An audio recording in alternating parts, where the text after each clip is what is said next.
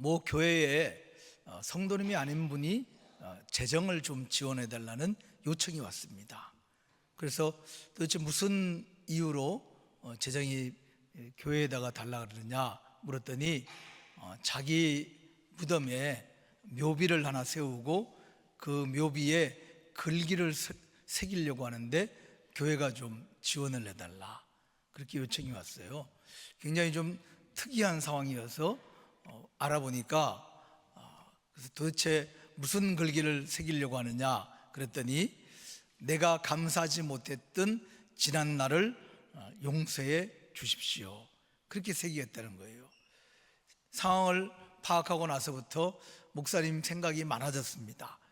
그분은 무엇 때문에 그렇게 죽어가고 계시는지, 또 앞으로 남은 삶은 어느 정도나 되시는지, 하필이면 왜 그런 유언을 묘비에다가 새기고 싶은지, 그리고 무엇보다 감사하지 않는 것이 정말 죄인지 많은 생각을 하게 되었다고 했습니다.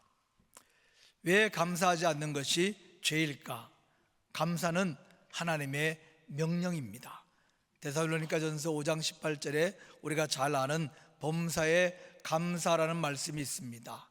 이 말씀은 그냥 단순한 제안이나 아니면 더 좋은 신앙생활을 위한 권고가 아닙니다. 너희는 나 외에 다른 신을 두지 말라, 살인하지 말라, 이 말씀과 똑같은 하나님의 엄중한 명령입니다. 이스라엘 백성들은 광야에 들어오자마자부터 불평하고 원망하기 시작했습니다. 홍해를 건너온 지 얼마 안 된 출애굽기 16장에서 모세와 아론에게 이처럼 원망합니다. 16장 2절에서 3절을 제가 읽어드리면, 우리가 애굽 땅에서 고기 가마 곁에 앉아있던 때와 떡을 배불리 먹던 때에 여호와의 손에 죽었더라면 좋았을 것을 너희가 이 광야로 우리를 인도해내어 이 온 회중이 줄여 죽게 하는도다. 애굽에서 마치 편안하게 잘 먹고 잘 사는 것처럼 말하고 있습니다. 매일 바베큐 파티를 하면서 말이죠. 사실 현실은 어떠했습니까? 애굽의 노예로 살았습니다. 그리고 광야에서 지금 어떤 일을 겪고 있습니다. 매일 만나라는 기적을 경험합니다. 하나님은 매일 아침마다 만나라고 하는 기적을 통해서 이스라엘 백성들을 먹을 수 있도록 만들어주고 계세요. 그런데 그 하나님에게 감사하는 대신에 오히려 불평하고 원망하고 있습니다. 하나님은 이와 같은 이스라엘 백성들의 불평하는 모습을 심각하게 받아들였어요. 오늘 본문 뒤에 이어서 18절과 20절까지에는 불평을 들었다, 너희가 불평했다는 하나님의 말씀이 반복해서 나옵니다. 만나라는 기적을 체험하고 있는 이스라엘 백성들이 오히려 우리에게 고기를 달라, 애굽에 있을 때가 차라리 더 좋았다, 그렇게 원망하고 있는 거예요. 그러자 하나님께서 뭐라고 답변하시냐면, 너희의 콧구멍에서 고기 냄새가 나고 고기 냄새만 맡아도 싫어질 정도로 고기를 주겠다라고 답변하십니다. 곰곰이 생각하지 않아도 이 하나님의 말씀 안에는 하나님의 진노한 마음이 느껴집니다. 하나님께서 이 불평을 얼마나 심각하게 보았는지는 성경 여러 곳에 그 증거들이 있습니다. 몇백 년이 지나고 다윗은 시편 95편에서 이스라엘 백성들이 광야에서 불평한 것을 믿음이 없는 행동이라고 표현했습니다. 1500년이 지나서 신약성경 히브리서 3장에서도 광야에서 불평하고 투덜거린 것을 지적하고 있습니다. 감사하지 못하고 불평하는 것을 하나님은 심각하게 받아들이고 중대한 문제라고 여겼다는 것을 성경은 우리에게 알려줍니다. 왜 감사하지 않는 것이 이와 같이 심각한 문제인가? 바로 불평은 하나님을 모욕하는 행위이기 때문입니다. 감사 대신에 불평하는 것은 하나님을 불신하는 태도입니다. 민수기 11장 20절에 보면 불평하는 백성들을 향해서 하나님이 뭐라고 말씀하시느냐 하면, 너희가 너희 중에 계시는 여호와를 멸시하였다라고 표현하였습니다. 하나님께서 은혜로 돌보고 계시는데도 오히려 불평하고 있었던 거죠. 사실 하나님은 이스라엘 백성들에게 광야에서 모든 것들을 공급해 주고 있었습니다. 애굽의 압제와 노예 생활에서 그 고통에서 벗어나게 하셨고, 그리고 적과 꿀이 흐르는 약속의 땅으로 이 백성들을 인도하고 계셨습니다. 광야에서는 아무 걱정 없이 지낼 수 있도록 먹을 것, 마실 것, 심지어는 입을 것까지 다 해결해 주셨습니다. 매일 계속하고 있는 이 하나님의 놀라운 은혜와 기적을 이 불평은 잊어버리게 만들었던 것입니다. 하나님을 신뢰하기를 거부하고 하나님 은혜가 우리 삶 속에 있다는 것을 부정하기 때문에 불평은 은혜 주시는 하나님을 모욕하고 멸시하시는 것이라고 성경은 말씀합니다. 불평은 은혜를 보지 못하게 합니다. 가진 것보다는 가지지 못한 것을 주목하게 하죠. 투덜거리는 것은 예배하고 반대가 되듯이 불평하는 것은 은혜와는 전혀 함께할 수 없습니다. 불평은 은혜가 들어오는 문을 막아버립니다. 하나님은 우리에게 은혜의 빛을 비추고 싶지만, 그러나 불평은 그 빛이 들어올 수 있는 모든 틈을 다 가려버리는 역할을 합니다. 혹시 여러분 제1세계 문제 이런 거 들어보셨어요? 제3세계란 말은 많이 들어봤죠. 주로 가난하고 어려운 나라를 제3세계라고 합니다. 아주 잘 살고 그 나라의 부유층들을 제1세계라고 부릅니다. 이 제1세계 사람들도 문제가 있습니다.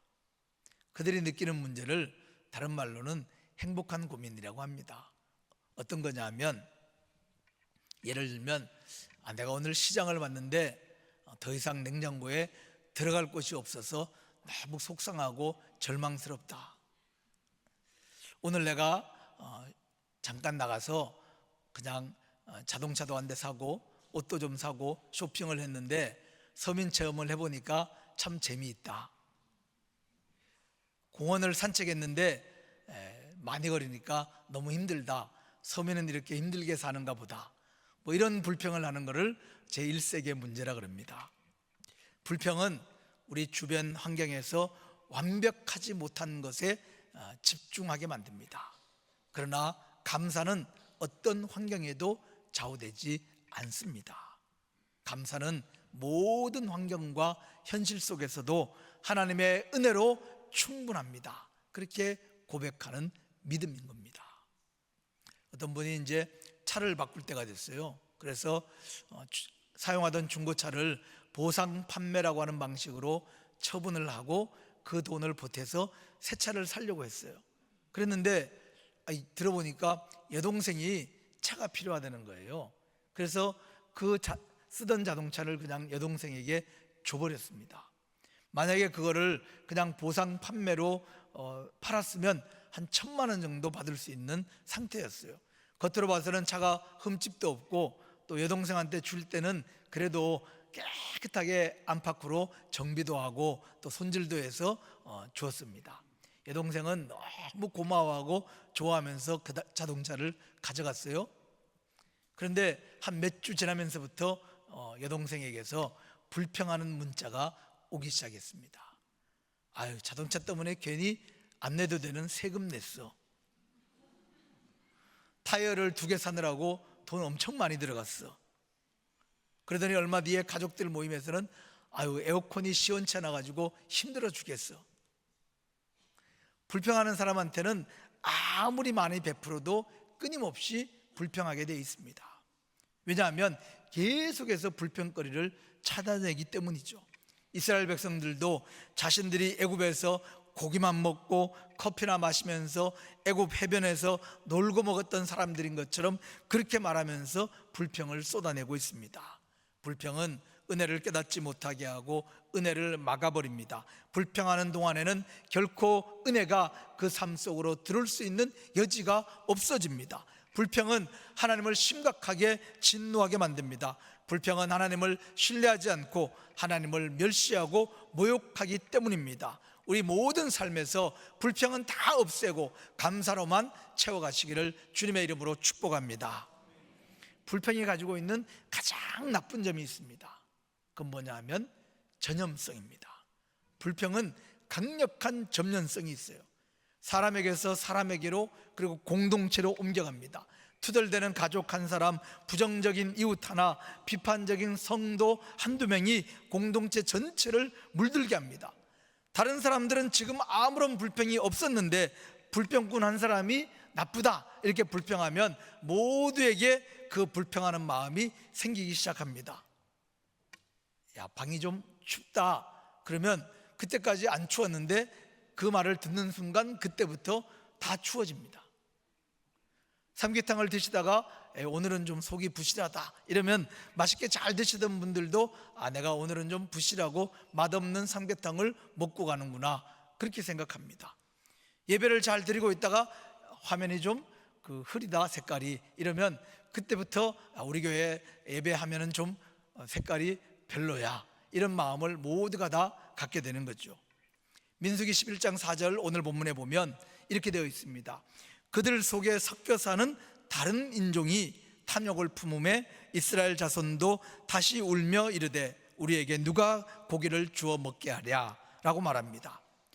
같은 이스라엘 백성들도 아니고 이스라엘 백성들이 애굽을 떠날 때에 애굽 주변에 있던 사람들 중에서 야 어디로 가냐, 우리가 굉장히 좋은 데로 가, 하나님이 우리를 정말 좋은 데로 데려간다 그랬어. 그 말을 듣고는 그래 우리도 좀 따라가자. 그리고는 따라 나선 사람들이 있었어요. 성경은 그 사람들을 허다한 잡족들이 따라 나섰다 그렇게 표현했어요. 그런데 이 이스라엘 백성들과 같은 자격도 없으면서 따라 나섰던 이 허다한 잡족들이, 하찮은 사람들이 불평하기 시작하니까 모든 이스라엘 백성들도 괜히 그때부터 불평하기 시작했다 이렇게 성경은 우리에게 정확하게 설명해 주고 있습니다. 애굽에서 노예 생활할 때 어떠했습니까?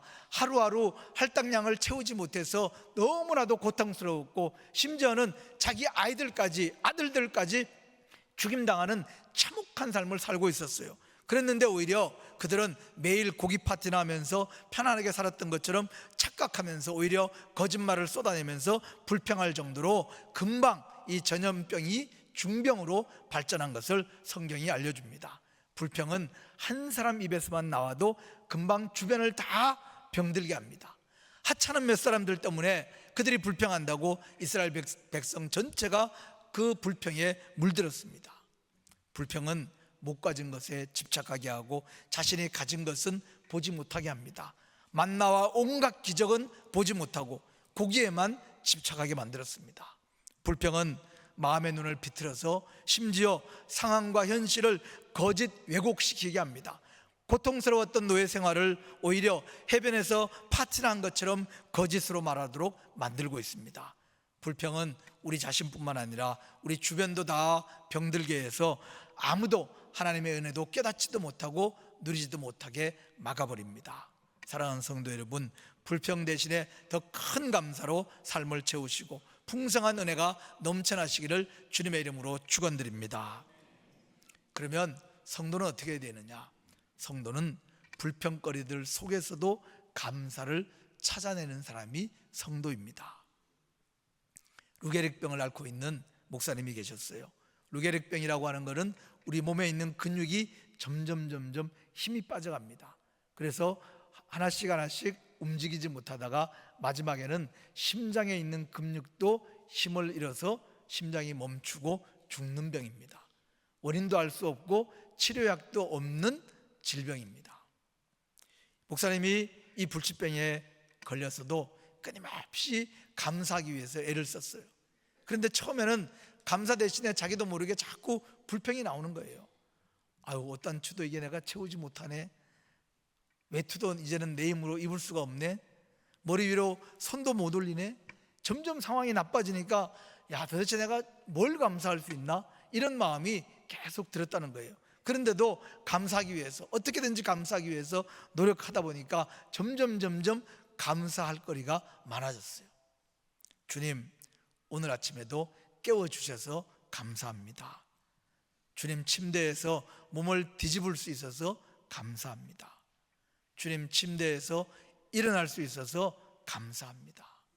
주님, 아직은 화장실까지는 갈 수 있어서 감사합니다. 주님, 아직은 양치질도 할 수 있어서 감사합니다.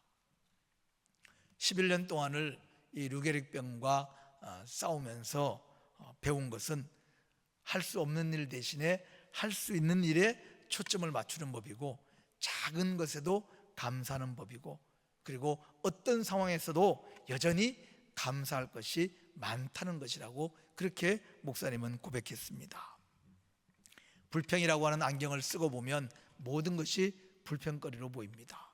그러나 은혜의 안경을 쓰고 감사의 안경을 쓰고 보면 어떤 상황도 감사할 것으로 가득 차 있다는 것을 깨닫게 됩니다.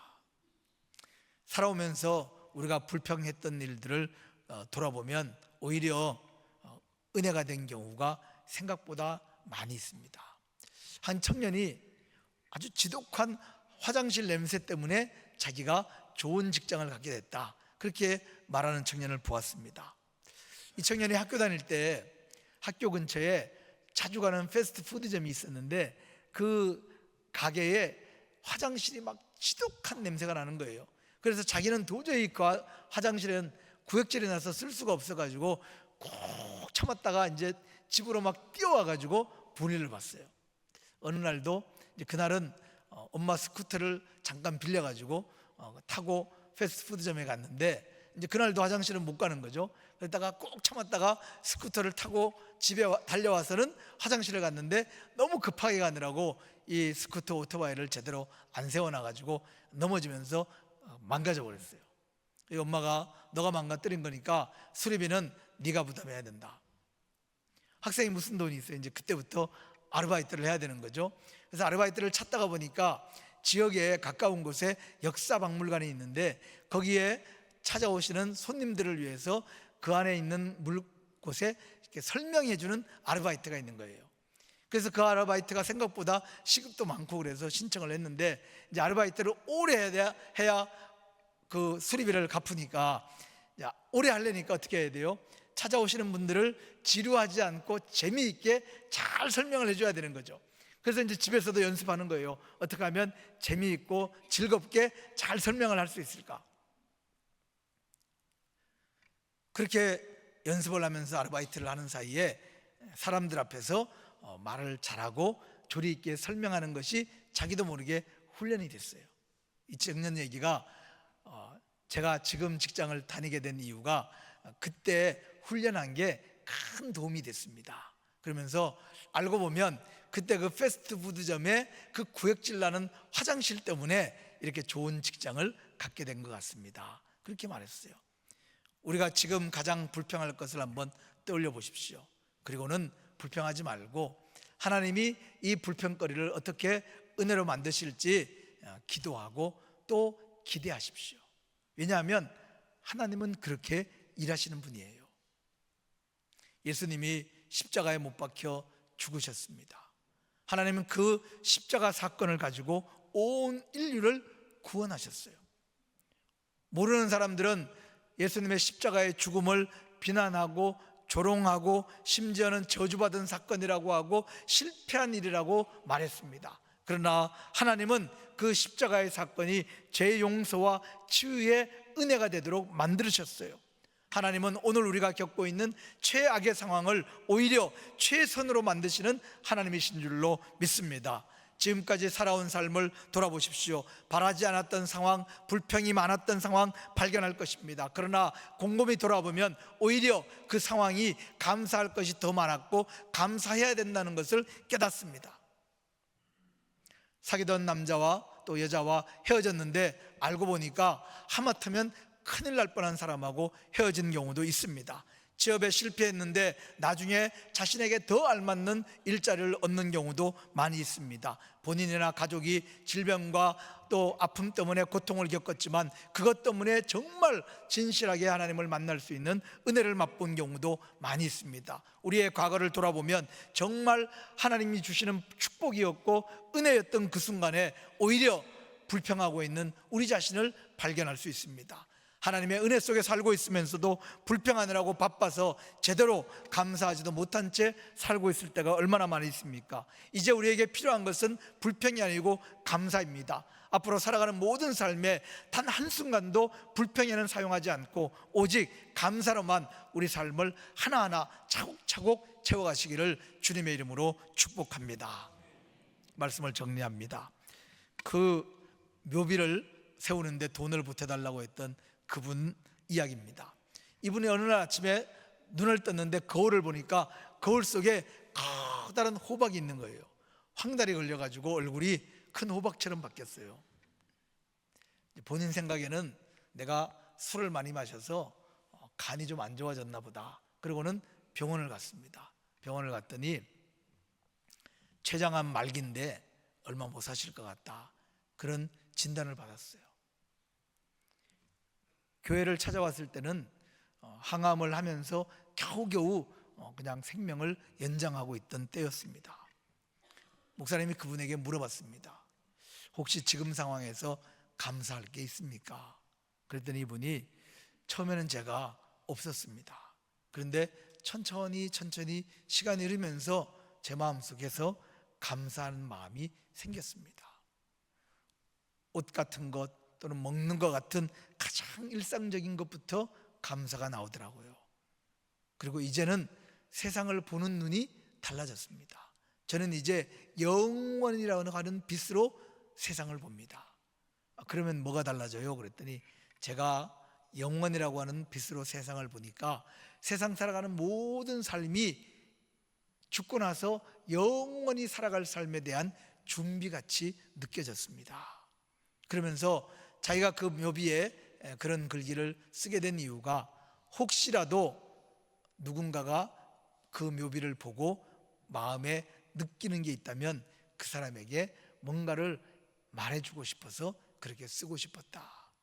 그러면서 자신은 정말 감사하지 못했던 지나온 삶들을 하나님에게 용서받고 싶다, 그렇게 고백했습니다. 불평하느라고 충분히 감사하지 못했던 우리의 지난날의 삶도 하나님 앞에서 회개하십시다. 그리고 앞으로는 오직 감사로만 우리의 삶을 채워가십시다. 삶의 모든 상황 또 모든 현실 속에서 감사할 것을 찾아 고백하고, 그리고 하나님의 은혜가 날마다 새롭게 풍성하게 채워지는 귀한 삶을 살아가시기를 주님의 이름으로 간절히 축원드립니다.